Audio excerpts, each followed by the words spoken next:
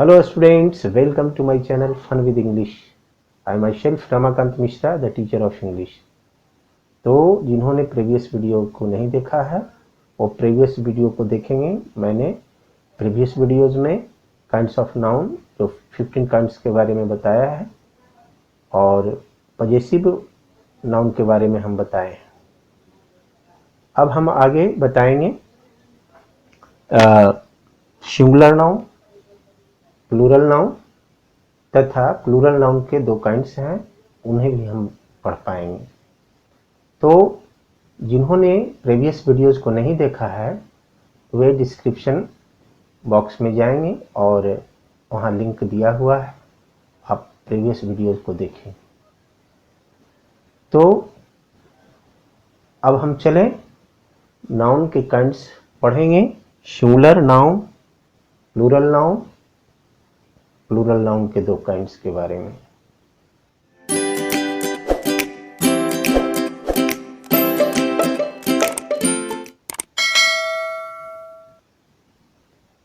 तो जिन्होंने चैनल को सब्सक्राइब नहीं किया है वो सब्सक्राइब कर लेंगे और वीडियोस को लाइक और शेयर करेंगे।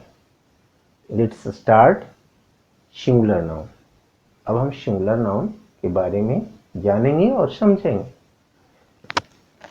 A singular noun is a noun which refers to only one person or one place, one thing or one idea.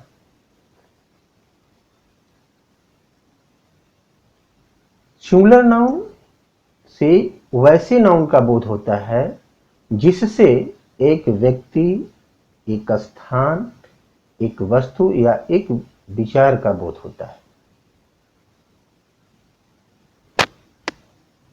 इस में हम देखेंगे इस सेंटेंस जो दो दिए गए हैं उसमें सिंगुलर नाउन दिए गए हैं, उन्हें हम फाइंड आउट करेंगे। देखें, I have bought a pencil.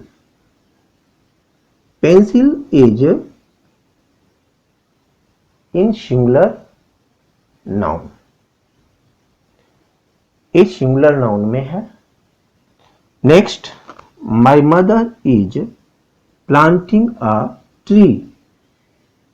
Tree is also in singular, that's why it is called singular noun.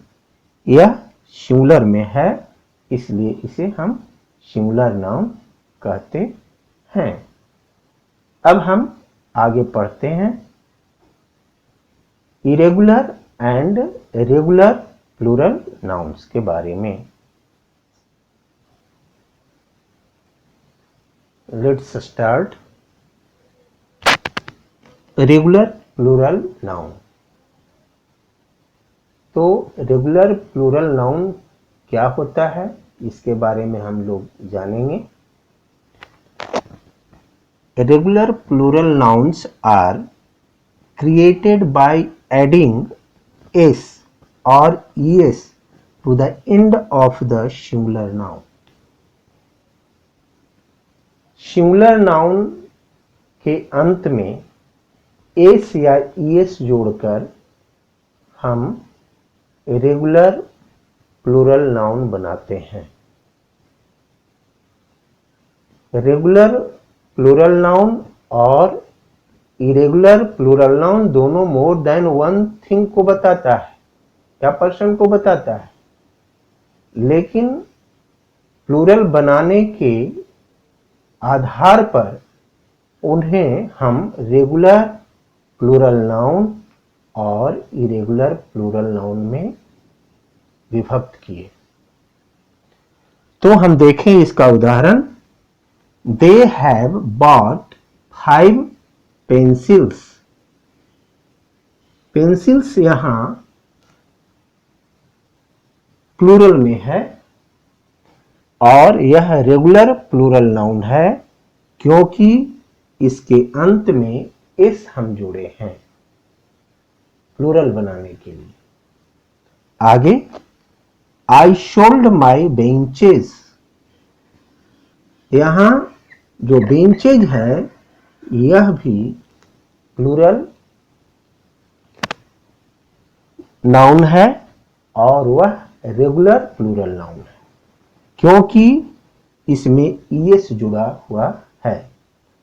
तो अब हम समझ गए होंगे कि रेगुलर प्लूरल नाउन वैसे प्लूरल नाउन को कहते हैं जिसके अंत में एस या ईएस जोड़ा जाता है।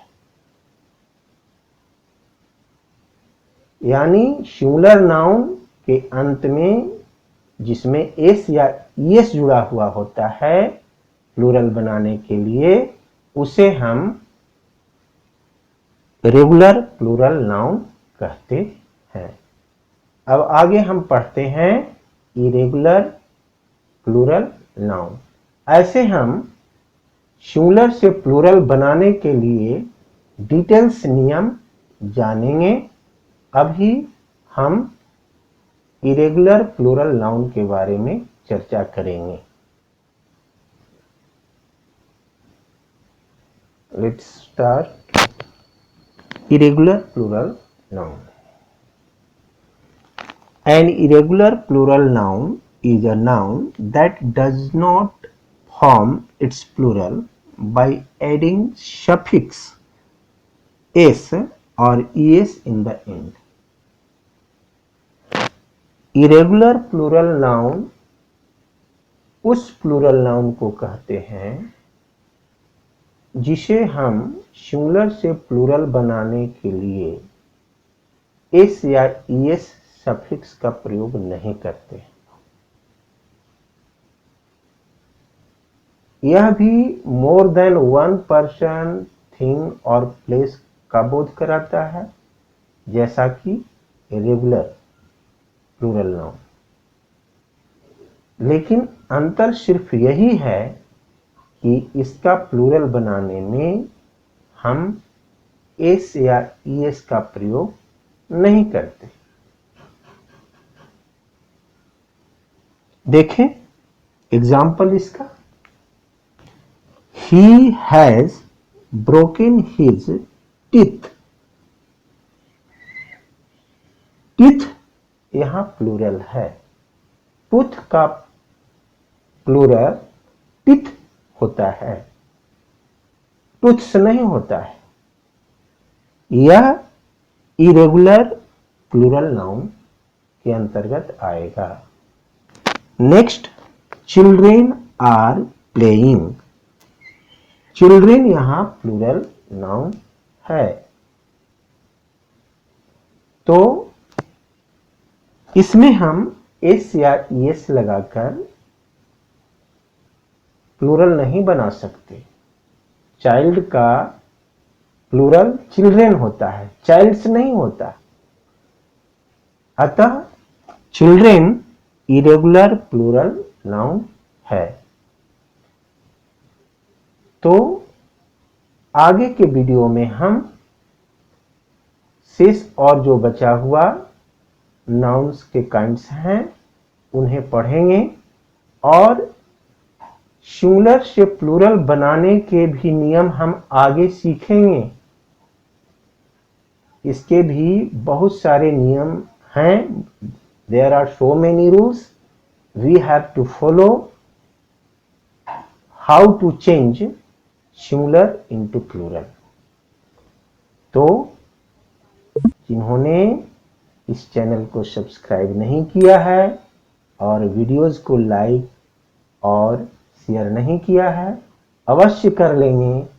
तो अब हम अगले वीडियोस में 6 काइंड्स ऑफ नाउन के बारे में पढ़ेंगे। Thank you.